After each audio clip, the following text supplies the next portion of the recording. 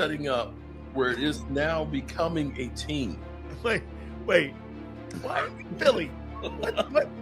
What's so funny here, man? I'm just thinking, like, every time I come on with Mark, I come out of the show hating Dallas even more.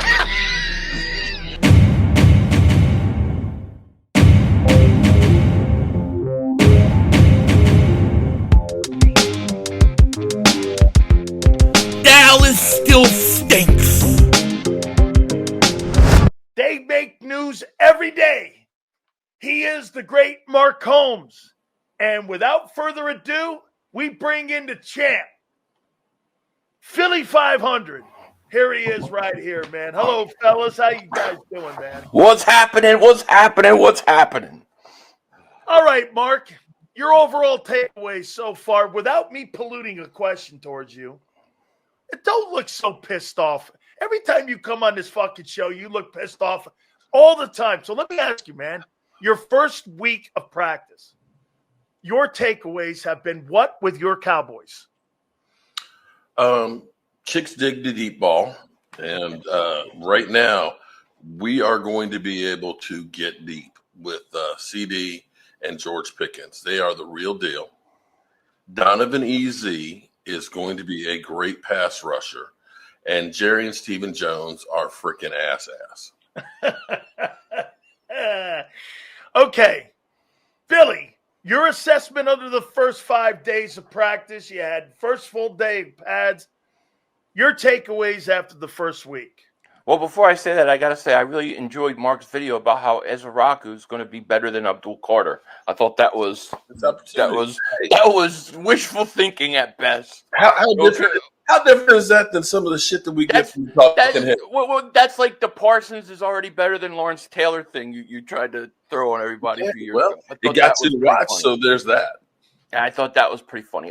As far as the Eagles training camp, I think I think there's some really good things going on. I think like Moro Jomo, I think Hunt, I think the defensive line is going to be good. I think they're going to be fine.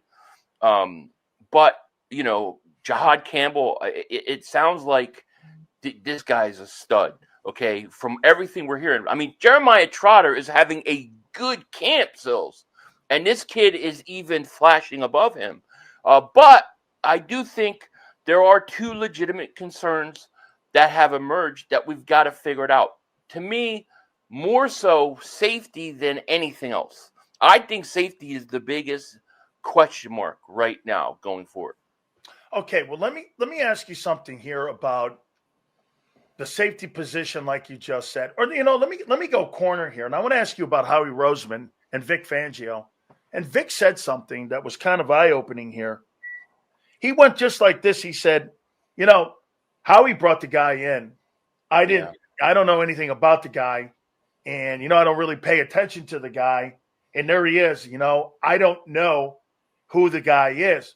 Basically made me feel like, Howie brings these guys in and signs them without even giving me any kind of intel of who he is, because he said this, I don't really know anything about the player.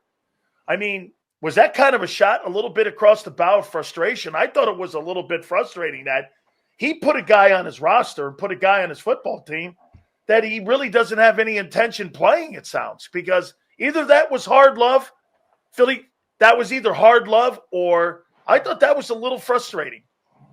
Well, I mean, this is something we've heard that Howie has done in the past. This is nothing new. He will oftentimes he will take and he will seek out Vic Fangio's advice of what he's looking for and stuff. I mean, we all know that Vic was very happy and was very into getting Jihaad Campbell in the draft. But I mean, if you look at the defensive end that they got from the Jets and traded to the Niners, he stinks. I can't think of his name off the top of my head. Bryce Huff was not a Vic Fangio guy. He was a Howie guy. So Howie will make moves on his own if he feels necessary. That's just something that he does. So this has always been the case with Howie. Fortunately, for the most part, it's worked. 2 Super Bowls in 3 years. It's worked. There's no doubt. That's that way of doing business. Mark, let me throw this. What's going on?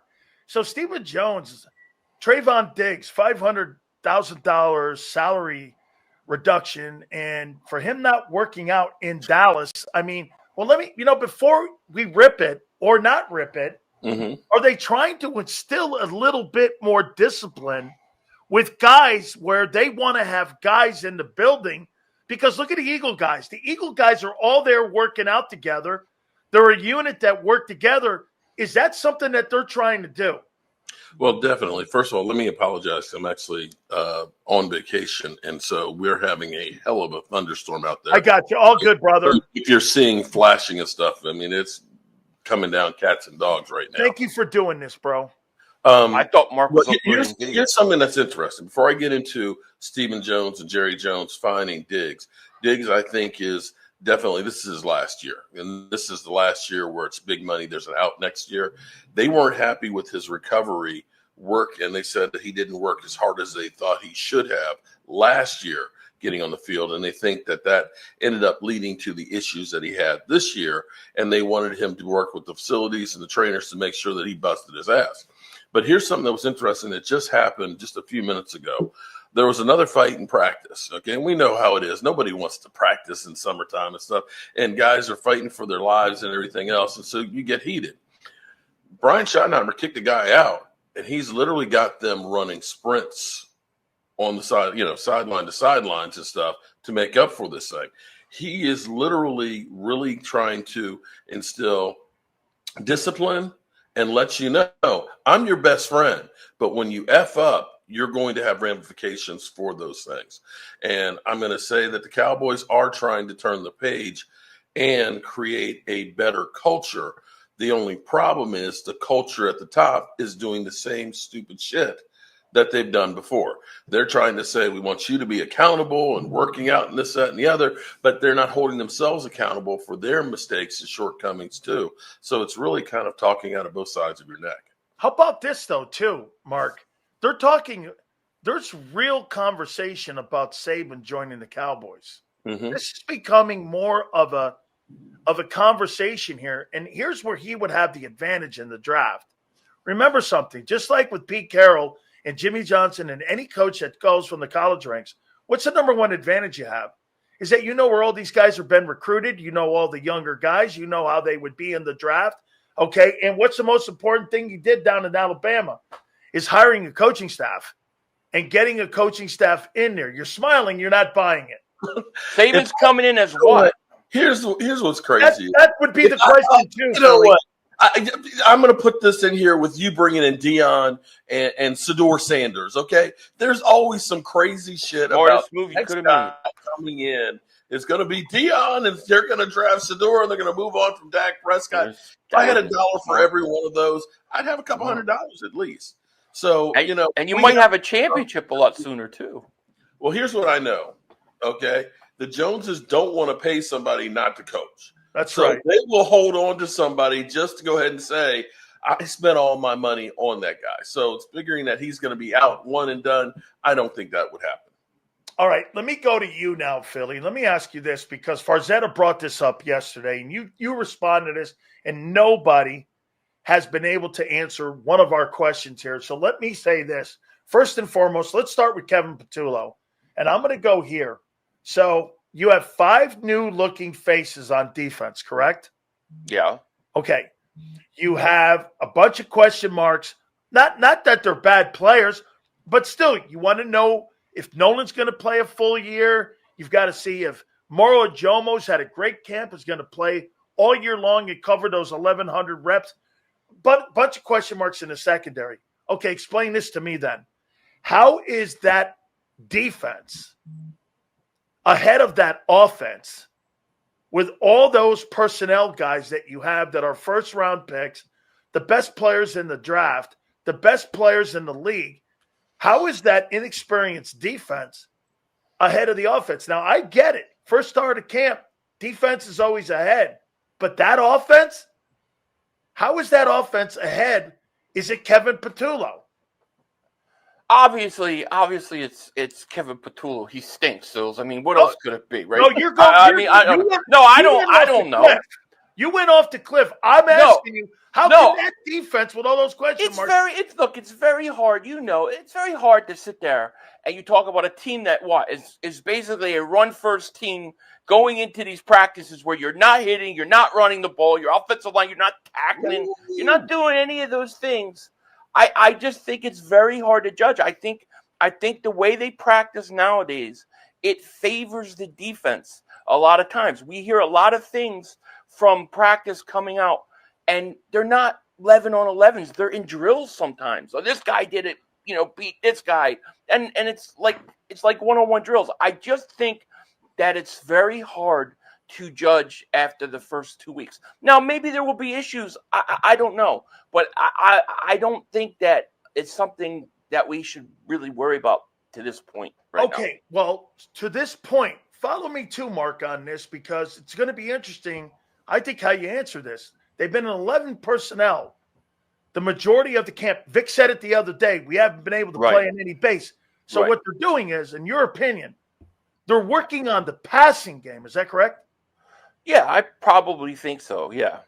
Okay. It's easier to work in the passing game, Sills. You're not going to work on the run game when you can't hit and there's no live hitting. I think it's very hard to work on the running game in that situation. They're working on the passing game, which means they're throwing the ball more, and yet the defense is ahead of them because the offense is wobbling because they're throwing the football. Interesting. So, again, my point would be this. Okay, so they're trying to throw the ball, and yet they're not being consistent in the passing game during training camp versus a very inexperienced defense. Is that correct? That's what you just said. Yeah, maybe. Okay. Maybe. Wait, with all-world Jalen Hurts, the greatest quarterback of all time, and with all of that, you're telling me that they're having problems? Hey, look, we could talk about problems. I got clip after clip of Dak Prescott interceptions in camp. So let's forget about that. But here's the thing. Of course, that's Cowboys. We know we suck.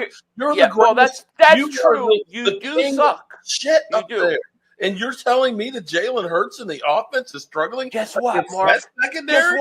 Guess what? I'm going to tell you something very, very very big. Here's something that you might not know. It's practice. That's when you want to throw. That's when you want to have problems, not during the season. So if Dak throws an interception in practice, he sucks. When your guy does, it's just practice, and that's when you want to? I'm sorry. You're talking out of both sides of your neck there, buddy. Both sides. Dak is a problem when he chokes in the playoffs. That's when he's. That's why. Don't sweat, man. Don't let us see you sweat. But here, Mark, to you, sweat. I got a ring. What he just, by the way, true. What he just said, though, I'm gonna bring this to you, and first I'll ask you, and then I'll go to Philly on this. So they don't play their players in the exhibition season. That's not what they do. They use the controlled scrimmages, and they use practice, to what he just said, and they use camp to evaluate players to figure out who the starter is.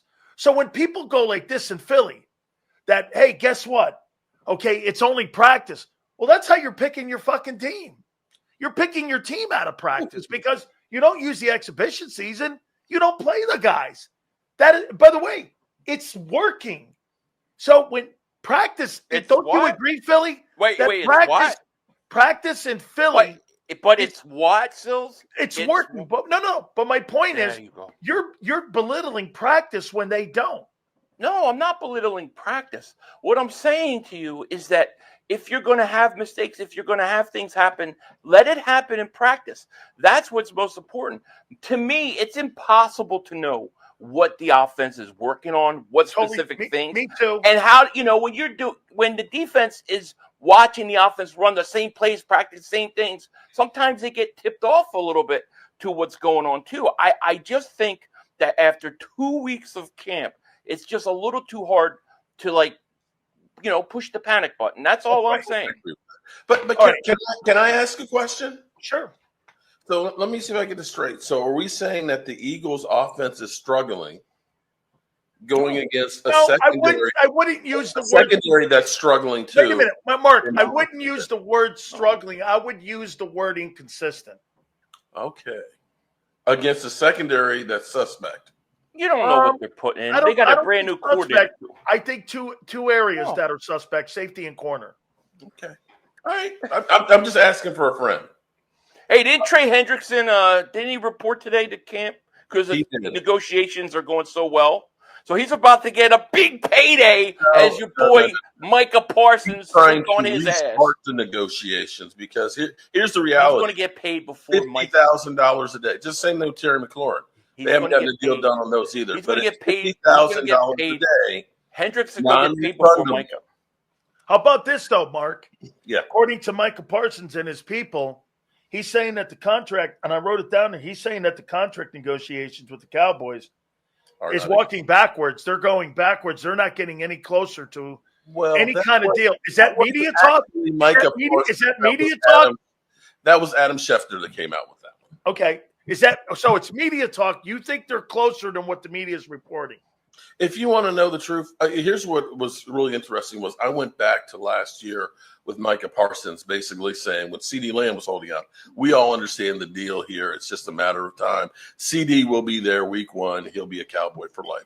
And things got ugly last year. We talked about trading him and, the Joneses weren't going to pay him. They're going to make him go on the fifth-year option. All of a sudden, lo and behold, right after camp, which was, I think, the 16th of August, they finally got the deal done. Interestingly enough, on the 14th of August is when they got Zach Martin done. This is Jerry and Stephen Jones enjoying the limelight of everybody in the media kowtowing to them and watching their every move. It is freaking insane, but it's a soap opera. It's not about football. How's Dak doing in camp? Dak is looking good.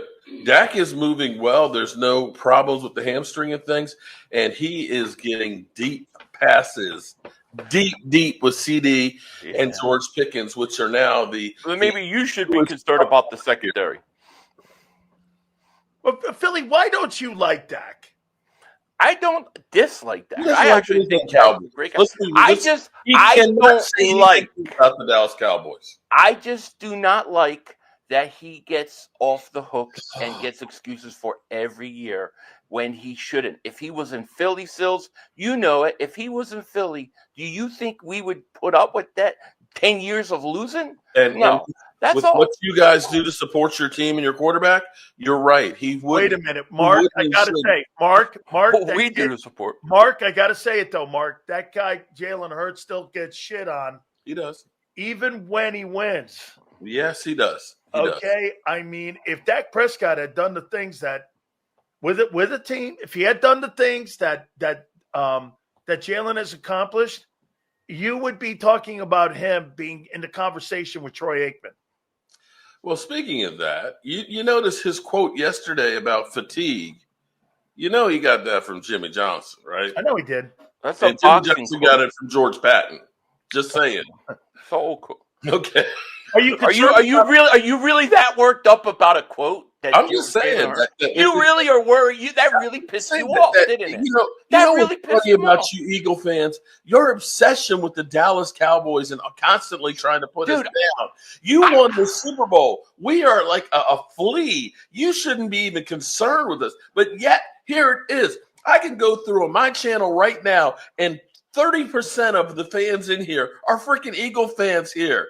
You're looking for validation from the Dallas Cowboys. No. What they're doing is they're responding to your 9 videos about the Eagles every day. You call the Eagles out, and then you go, "Oh my God, why are these Eagle fans coming on here?" I don't listen. Because you're doing Eagle videos. Hold on. Listen, you just responded about me talking about Abdul Carter, right? I challenge you. I challenge you to find me a video other than Jalen Hurts was stealing Jimmy Johnson's quote. I ain't said. You want me to go back on your channel and you want me to find all the videos that you talked about the Eagles? Is that what you're asking? You don't register in my mind. I'm only here because Dan Sileo'S has never heard of Mark Holmes. Excuse me. I couldn't tell you one Dak Prescott. I couldn't tell you one thing Dak Prescott has said in camp. and you're coming on here quoting Jalen, talking about Jalen Hurts quotes. Who's in whose head? Hey, let me ask you this: Mark? Are you more concerned about Dak this year or Brian Schottenheimer? I feel good actually about Brian Schottenheimer. Okay, why? And Nick Sirianni wannabe. You know what? I can actually listen to Brian Schottenheimer and not want to toss my Italian sub. Okay, he is actually legitimately a coach that you can actually believe into. You actually listen to him. First of all, he's actually explaining things to you that you can actually understand. And the players are buying into it. And that is thing number one. If the players don't believe in what you're teaching, you got no chance in hell. So the players, and this is where it's actually kind of interesting. And I wonder if this is Jerry and Stephen Jones playing psychology, because they're becoming the bad guys. Everybody's rallying behind Micah Parsons, and it's us versus the front office, i.e., like the movie Major League. You know what I mean? It's like, okay, and if they can put in the locker room a Jerry Jones in a bathing suit covered up with scraps, and every time they win one, they pull it off, I will literally die. But they are setting up where it is now becoming a team. Wait, what, Billy? What's so funny here, man? I'm just thinking, like, every time I come on with Mark, I come out of the show hating Dallas even more. Like, just when I think I can't hate that team, But I'm doing my job. He comes on and says stuff. I hate that team. Oh, I am doing my job. oh my God! What? This guy is so delusional, Sills. He makes 1,000 videos about the Eagles all the time. Everybody will tell you. And then he gets mad because the Eagle fans respond. Of course they're going to respond. Of course they are. And then he's like, oh, well, I didn't do nothing. He's so full of shit. It's not even funny. Really? And you don't sit here and Mark Holmes said this. I crush you all the time because you need it to happen. I have to keep you honest. That's my job on YouTube. Wait, Philly. You tell me on a scale of 1 to 10. How important, like, watch this. Do you not agree, Philly, that the number one game on the schedule for the Cowboys this coming season will be the 2 Eagle games? Do you agree with that? Yes. Okay. For you, how important is the Eagle game or the Eagle Cowboys game on your schedule this year? It's just like any other division game. What to you would be the most important game that would tell you more about your football team? The Cowboys are going to have to say the Eagles, because I'll ask Mark this question. For you, on your schedule, what game will tell you all you need to know? I really think that those two early games to me Chiefs? are going to tell me Chiefs and Rams, because everybody's saying the Rams are going to compete with us and they're going to, I think if we come out and beat that Rams at week 3, then I know, we're clearly the best team in the NFC. I know Detroit's good, and we'll deal with them when we deal with them. But I think those 2 games are important, because I think if the Eagles come out and they go 3-1, 4-0, I think the league is in trouble. If they're going to lose, they're going to lose early. That's what I think. All right. For you, Mark, is the Eagle game the most important game? Is it going to be the Kansas City game later in the year? Detroit? Washington, maybe? Okay. What would you put? What would you put as the most important game in your schedule? I'm going to say this, and this is going to sound convoluted. I can't even pronounce the word. But the Cowboys game against the Eagles could be a season maker, but it won't be a season breaker. Okay. And the reason I say that is if they come out week 1 and somehow beat the Eagles, the amount of momentum that it would give them, especially going against the Giants in week 2 and the Bears and Green Bay and the Jets, it will build some confidence knowing that there's going to be players that we're going to be getting later on, Overshown, Diggs, Savon Ravel and stuff, that will actually start to get better before we get into that stretch. If we lose to the Eagles, which should happen, Let's be real here. You guys have the much better team. You're coming off the Super Bowl and things. You still have the soft point of the schedule where you can start getting some momentum and things. But that's where, to me, it is a really key game. You've got to at least compete and not get blown out of the place. I don't think week one game is ever the be-all, end-all, Sills. You know, even though it's Cowboys. No, I think it's more important to them, like you said, than it is to you, though. Yeah, I agree. How about this, though? You tell me this. I asked Andrew this earlier. Why will these first 4 games be any different than last year's 4 games? And you won the Super Bowl a year ago. Why are you going to try? I mean, do you think it'll be better? Last year you were 2-2, and you went on to win the Super Bowl. You've got more question marks on one side of the ball. But then again, you had the same kind of question marks heading into last year the same way when you were 2-2. What will be different this year versus last year?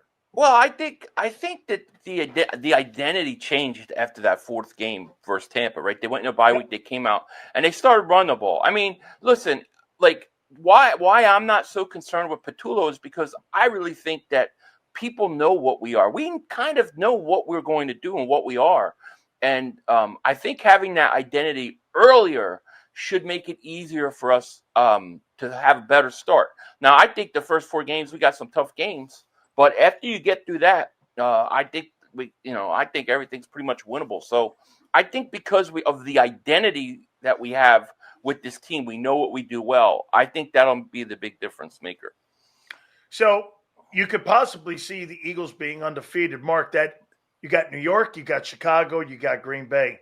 You feel you could be 3-1 after the first 4? Yeah, I do. I think we actually have a real good chance of that. And, the funny thing is when you're looking at a schedule and stuff, right now you look at teams and say, oh, well, they're going to be good. But, there's always the turnover. Everybody's been talking about how great Minnesota is. Well, J.J. McCarthy, I remember I'm old enough to remember when they had actually an interception count on Dak Prescott in training camp. Right now, J.J. McCarthy is averaging about 5 interceptions a practice right now. And that team looks terrible. You got Ben Johnson with the Bears looking like they're a JV squad and things. So you don't know who's going to be good from one year to the next. Look at San Francisco from the year before to last year. So you just never know. Is there one player that you've seen in camp that you think will have a breakout year this year? Well, I don't know about breakout year because technically he's a rookie, but right now Donovan is looking just incredible as a pass rusher. And I know we all focus in on like one play. You see one bad play about a guy, you say he's a bust and stuff. But consistently, he is coming out of the box and he is just looking phenomenal. And I'm going to tell you, a guy who had 15.5 sacks in last year in college, getting here in the NFL, having Micah Parsons on the other side once they finally get him there, will create a lot of mismatches. You're laughing and all that. We all know. Wait. Let me ask you. Do you think I like the kid? Do you think you'll have a better tandem of edge rushers with that kid and Parsons than the Eagles will with Jalen Hunt and Nolan Smith? Yes. Philly? Without a doubt. No. He's going to say no to everything. No, but I've said it consistently all season, Sills. What have I said? They're not going to miss a beat. Nolan Smith, he had a breakout in the playoffs. I really believe in Jalen Hunt. But to me, where I think the Eagles are going to really, be strong is I think that interior of that line is going to open up opportunities. Jordan Davis, look, say what you want about Jordan Davis, but he's in shape. He's taking more reps. And if he can improve his game even a little bit and get more snaps, I think that's a force with him and Jalen Carter. I do. So I like our line. Couple last ones here for you guys. Okay, so we would agree with this then. Kobe Dean is out because to me, you're going to if Jihaad Campbell starts the season at inside linebacker and he looks like everything that we're looking at what he's going to do in camp, and you got him next to Zach Bond. Yeah. I'm not taking that guy out, putting Dean back in there. No. Do you see how big that guy is? He's a lot bigger than I thought he was. Can I tell you this? Is this a crazy take? I think he could be maybe more productive than Zach Bond, and I'll tell you why. The focus is going to be on Zach Bond, dude. And, he's going to get more of the single blocking than the more of the double teaming that you're going to get. And so they're going to be circling Zach Bond. You really don't know what you're going to get with this kid yet. Yeah. And he's an athlete. You get more versatility with those two dudes on the field than you do, I think, with N'Kobe and Zach. Yeah, I mean, I like N'Kobe a lot, but I mean, first of all, when's he? We don't even know when he's coming back. So, it could be a really hard situation. And like I said before, Trotter is having a really good camp as well. So they've got depth there, and I do wonder how it's going to change or play out when N'Kobe comes back. That we'll have to wait and see. So, Mark, you're telling me that Eagle fans come onto your channel and they go onto your network and take a shit on you? Is that right? Is that right? They live here. I mean, like right now, I got Logan Motorsport. I got Philadelphia in here. I've got. I could just go down the line, man. It's crazy, but it's okay. Because rule number one of social media is to get people to watch. And if Eagle fans want to come in here and take a dump on me and stuff, I don't care if people laugh with me or laugh at me. As long as you're laughing, I'm doing my job. Philly, And what? I'm just happy that we're here with the opportunity to play against the world. Philly, why? I'm so full of it. He's so full of it. Dude, why are you buying any of this? Because I've known Mark too long. I've watched too many years of how he does things. He likes to put out the stuff. He'll do a video, Dak this, and then he takes like 2 minutes to shit on like the Eagles or Hurts. And then he gets offended when people respond. And he's like, oh, woe is me. He's full of it. I know his game. Look, I'm smiling. I'm happy in things, man. What do you listen, I'm here. I bet you the comments are nothing but shitting on Mark Holmes on your channel right now. Oh, no. And I'm still smiling. Look, I'm happy. I'm happy as can be. It don't bother me. Really, I've learned one thing about you. Every time this guy comes on the channel, man, you fucking totally hate the Cowboys more when you leave this thing. I do. I can't. I'm just sitting there realizing I just hate that team more and more. Jerry's uglier. I hate Micah more. I hope Dak throws 90 interceptions. You know why you hate us more there, buddy? I just hate it because you guys stink and you think guy. No, because you're living it 30 years ago, and you guys remained 30 years ago, and time has passed you by. When you're almost championships 60, have passed you by. When you're almost 60, it's all part of your life and growing up, man. I know. Well, it's not even so much you, but over half your fan base never seen your team in the NFC Championship game ever. I didn't realize that Mark Holmes was part Italian. Well, he's got an Italian sub sandwich over there, and he's going like this, my Italian sub sandwich. It's glad to know that.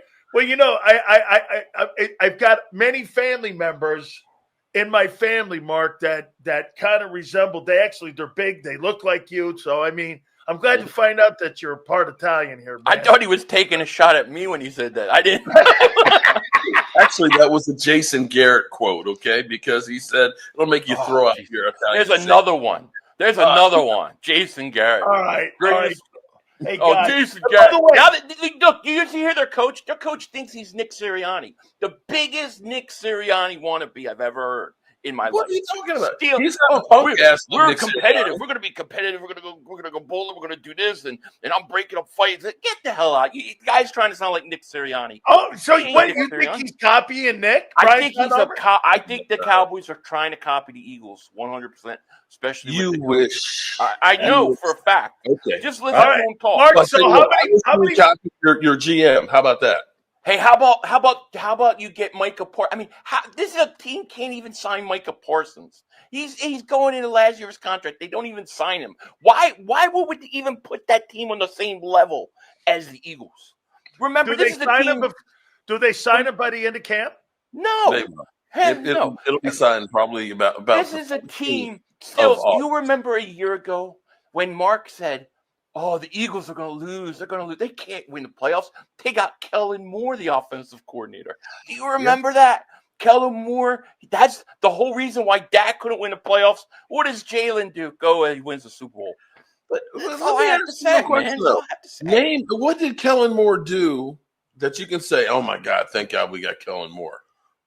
That he put a stamp on that team that said, "Oh my God, the innovation that Kellen Moore brought here." Your point. Wait a minute. He improved Saquon Barkley. He didn't improve her. So he doesn't do anything for the Eagles, but he does everything to hurt Dak Prescott. That doesn't make any sense.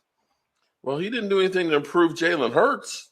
What do you mean? He won a Super Bowl with him. How could you say that? Add a 2,000-yard rusher. Okay. And what else?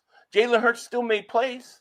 He still came up big when he had to. He might not have thrown 40 times, but he made Mark, are you still going to die on that? More important throws with 20. Mark, are you still going to die on that hill that you think that Dak's better than Jalen? Yes, guy's nuts. That's not what. See, my hate for Dallas just went up again. Too there, still. Hey, you're up on there too. Okay. I can't wait for this. Dak Prescott.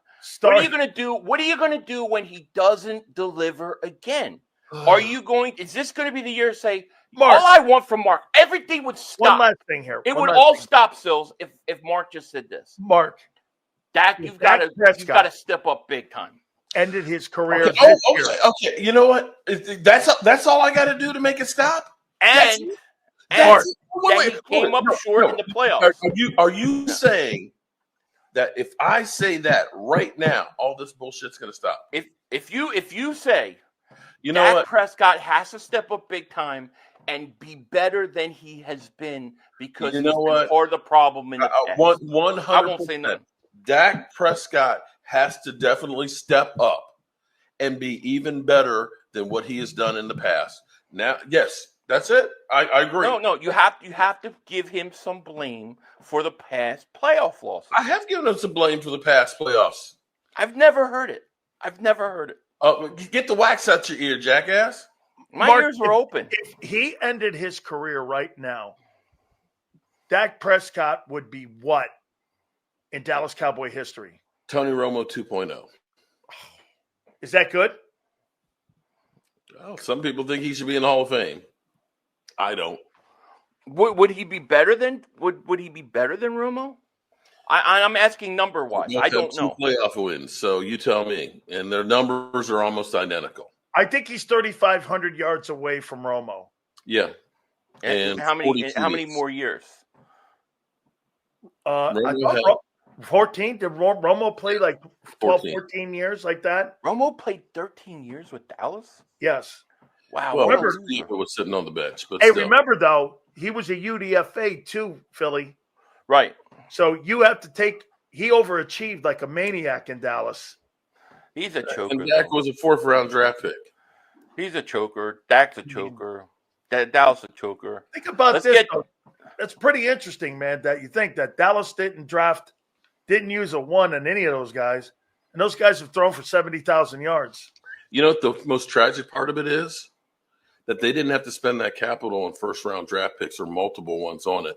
And instead of taking those years that were dirt cheap and going out in free agency, that they wasted it. That's the most tragic part. That's true. That's right. They wasted that equity. You literally had Dak Prescott for $680,000 a year for 3 years and did nothing to go ahead and try. Look what the Eagles did with a 2nd-round pick.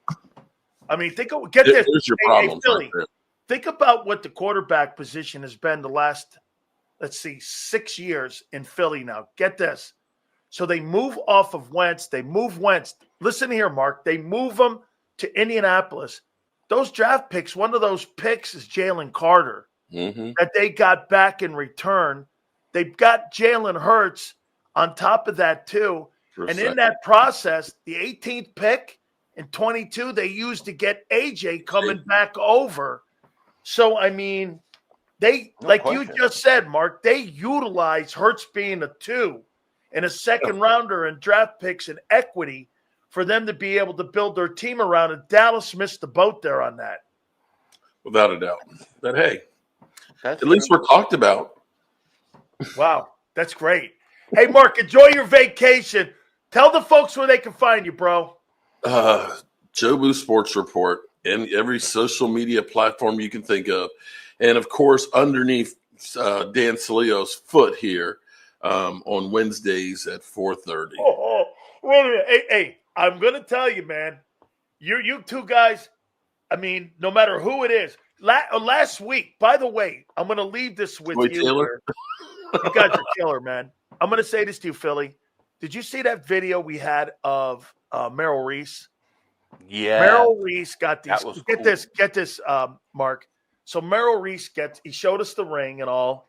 And the great quote by Nick, whatever, it's okay. You know, the wings flop out and he's like doing that. I love that.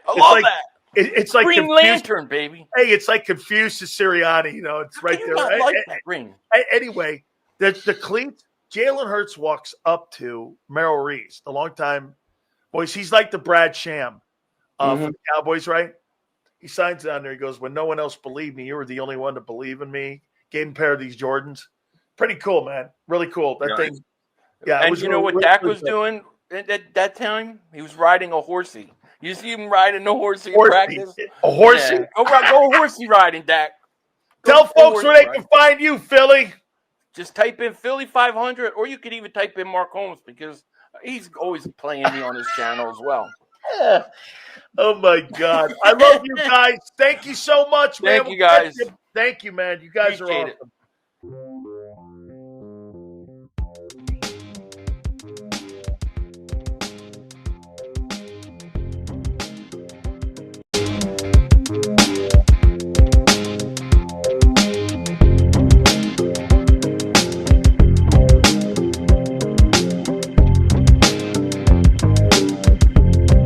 That's all.